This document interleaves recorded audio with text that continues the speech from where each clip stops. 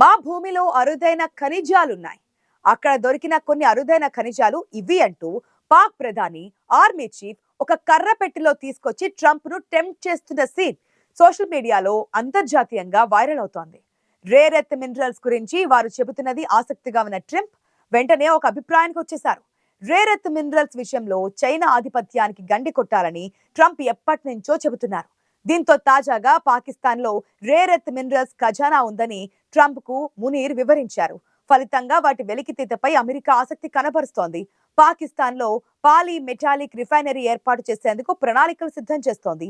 పాకిస్తాన్ ఆర్మీకి చెందిన frontier works organisation తో అమెరికాకు చెందిన స్ట్రాటజిక్ మెటల్ సంస్థ MOU పై సంతకాలు చేశారు.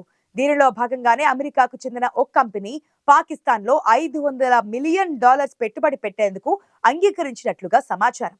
ఇంతకన్నా మోసం కనిపించదు. ఇదే రకంగా గతంలో చైనాను బుట్టలో వేసుకుంది పాకిస్తాన్. ఇప్పుడు అదే సీన్ వైట్ హౌస్ లో రిపీట్ అయింది.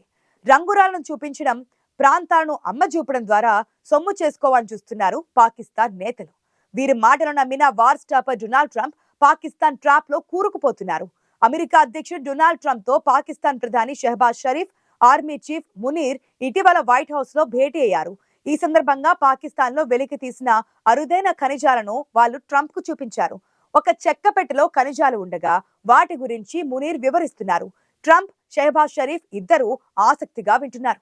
దీనికి సంబంధించిన ఫోటోను వైట్ హౌస్ విడుదల చేసింది. పాకిస్తాన్ ప్రధాని Shehbaz Sharif, army chief field marshal Asim మునీర్లు వైట్ హౌస్ లో అమెరికా అధ్యక్షుడు డొనాల్డ్ ట్రంప్ ను కలిసినట్లుగా ఉన్న ఈ ఫోటో ఒకటి సోషల్ మీడియాలో తెగ వైరల్ అవుతోంది. ఇందులో ఫీల్డ్ మార్షల్ ఆసిమ్ మునీర్ పాకిస్తాన్ లో లభించే అరుదైన ఖనిజాలను ట్రంప్ కు చూపిస్తూ వాటి గురించి చెబుతున్నట్లుగా ఉంది.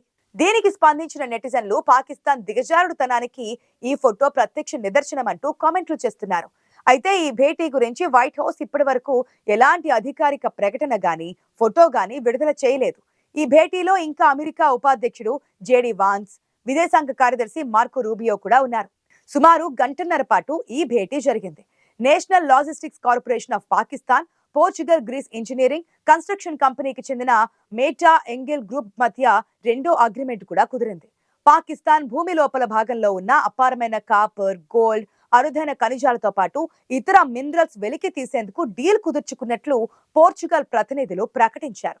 పాకిస్తాన్ లో అపారమైన ఖనిజ సంపద ఉందని, వీటి విలువ కొన్ని $1 ట్రిలియన్ ఉంటుందని పాకిస్తాన్ ప్రధాని షెహబాజ్ షరీఫ్ ఇటీవల ప్రకటించారు.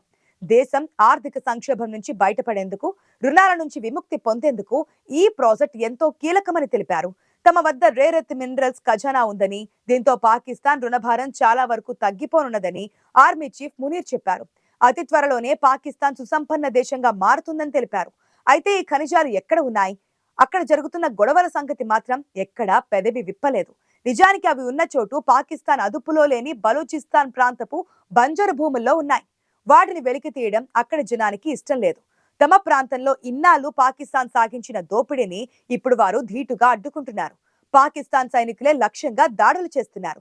ఇది వరకు సిపెక్ గురించి కూడా పాకిస్తాన్ ఈ విధమైన టెక్నిక్స్ తోనే షీ జిన్పింగ్ ను బుట్టలో వేసుకుంది. వారి నుంచి బిలియన్ల కొద్దీ డాలర్లను కొల్లగొట్టింది. ఇప్పుడు అక్కడ చైనీస్ ఇంజనీర్లు, సిబ్బంది కనిపిస్తే బలోచ్ కార్యకర్తలు దాడులకు దిగుతున్నారు. వారిని అడ్డుకునేందుకు పాకిస్తాన్ సైన్యం చేస్తున్న ప్రయత్నాన్ని విఫలమవుతున్నాయి. ఈ విషయంపై పాకిస్తాన్ వ్యవహార శైలిపై చైనా అసంతృప్తిగా ఉంది.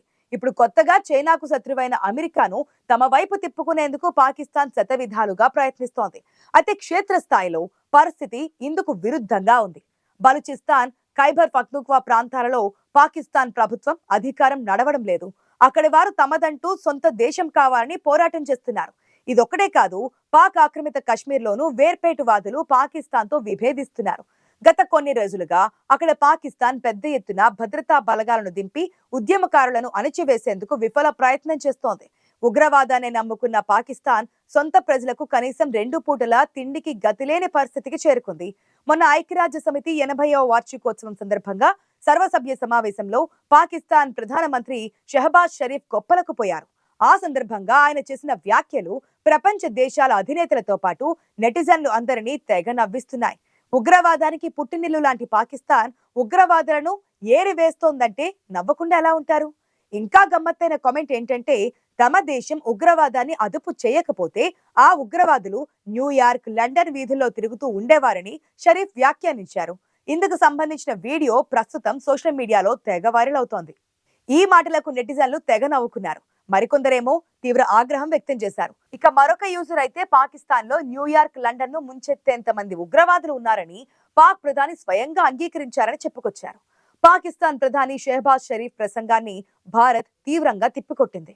ఐక్యరాజ్య సమితిలో తన ప్రతీకార హక్కును వినియోగించుకున్న భారత్ షెహబాజ్ షరీఫ్ వ్యాఖ్యలను అసంబద్ధమైన నాటకమని తేల్చింది. ఆయన ఉగ్రవాదాన్ని కీర్తిస్తున్నారని ఆరోపించింది. ఐక్యరాజ్య సమితిలో భారత శాశ్వత మిషన్ మొదటి కార్యదర్శి పెటల్ గెహ్లోట్ మాట్లాడుతూ మే నెలలో జరిగిన ఆపరేషన్ సింధూర్ సైనిక సంఘర్షణలో పాకిస్తాన్ విజయం సాధించిందని షరీఫ్ చెప్పుకోవడం హాస్యాస్పదంగా ఉందని ఎద్దేవా చేశారు. ఉగ్రవాదానికి కేంద్రంగా ఉన్న పాకిస్తాన్ తన పాత్రను కప్పిపుచ్చుకోవడానికి అసంబద్ధమైన కథనాలను ప్రచారం చేస్తుందని ఆరోపించారు. పాకిస్తాన్ కు చెందిన ఉగ్రవాద సంస్థలను రక్షించడానికి ఇస్లామాబాద్ ప్రయత్నించిందని ఆమె మండిపడ్డారు. మే నెలలో జరిగిన సంఘర్షణపై షరీఫ్ ఇచ్చిన వివరణను కూడా ఆమె తిరస్కరించారు. మే 10న భారత బలగాలు పాకిస్తాన్లోని పలు ఎయిర్ బేస్లను ధ్వంసం చేశాయని, ఆ తర్వాతే పాకిస్తాన్ బెదిరింపులు ఆగిపోయాయని పేటల్ గెహ్లోట్ గుర్తు చేశారు.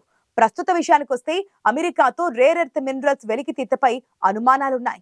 ఈ ఒప్పందాలు పాకిస్తాన్ ఖనిజ వనరుల పట్ల సహజంగానే అమెరికాకున్న ఆసక్తిని తెలియజేస్తున్నాయి. బలూచిస్తాన్, ఖైబర్ పఖ్తూన్ఖ్వా వంటి ప్రాంతాల్లో ఖనిజ నిక్షేపాలు ఉన్నప్పటికీ వాటిని వాణిజ్య స్థాయిలో వెలికి తీయడానికి చాలా సంవత్సరాలు పట్టే అవకాశం ఉంటుందని నిపుణులు చెబుతున్నారు.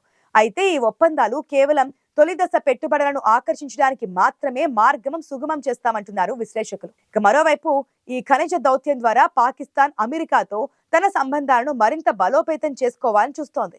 ఇది అమెరికాతో పాకిస్తాన్ సంబంధాలను మెరుగుపరచడమే కాకుండా చైనా పాకిస్తాన్ ఆర్థిక కారిడార్ ద్వారా చైనా చేస్తున్న భారీ పెట్టుబడులను బ్యాలెన్స్ చేయడంలో కూడా సహాయపడుతుందని భావిస్తున్నారు. కాగా గతంలో అమెరికా యుక్రెయిన్ తోనూ ఇదే తరహాలో ఖనిజాల తవ్వకాల ఒప్పందం చేసుకుంది. రష్యా, యుక్రెయిన్ మధ్య యుద్ధాన్ని ఆపాలన్నా, యుక్రెయిన్ కు సహాయ సహకారాలు కావాలన్నా ఖనిజ ఒప్పందం చేసుకోవాల్సిందే అని ఒత్తిడి తీసుకొచ్చి యుక్రెయిన్ తో ఈ ఒప్పందాన్ని బలవంతంగా చేయించుకుంది అమెరికా. ఈ ఒప్పందం ప్రకారం యుక్రెయిన్ లోని అరుదైన సహజ వనరులు అయిన అల్యూమినియం, గ్రాఫైట్, చమురు, సహజ వాయువు, ఇతర ఖనిజాలను తవ్వుకునేందుకు అమెరికాకు అనుమతి లభించింది. ఈ డీల్ విలువ $500 బిలియన్ ఉండొచ్చని అంతర్జాతీయ నిపుణులు చెబుతున్నారు. ఇదిలా ఉండగా పాకిస్తాన్ ను పాలిస్తున్నది పౌర ప్రభుత్వం కాదని, సైన్యంతో కలిసి పనిచేస్తున్న విషయాన్ని పాక్ రక్షణ మంత్రి ఖవాజా ఆసిఫ్ స్వయంగా అంగీకరించారు. పాకిస్తాన్ అంటే పేరుకే ప్రజాస్వామ్య దేశం, కానీ ఆ దేశ పాలన అంతా ఆర్మీ కనుసన్నల్లోనే నడుస్తుందన్నది బహిరంగ రహస్యం. అమెరికా లాంటి దేశాలు కూడా పాక్ ప్రధానిని కాకుండా ఆర్మీ చీఫ్ తోనే చర్చలు జరుపుతూ ఉంటారు. ప్రపంచం మొత్తానికి తెలిసిన ఈ విషయాన్ని పాక్ ఎప్పుడూ అంగీకరించదు. కానీ ఇప్పుడే అదే విషయాన్ని పాక్ రక్షణ మంత్రి ఖవాజా ఆసిఫ్ స్వయంగా అంగీకరించారు. తమ దేశంలో హైబ్రిడ్ మోడల్ పాలన ఉందని వెల్లడించారు. ఆర్మీ ప్రభుత్వం కలిసే పాలన సాగిస్తుంటాయని చెప్పుకొచ్చారు.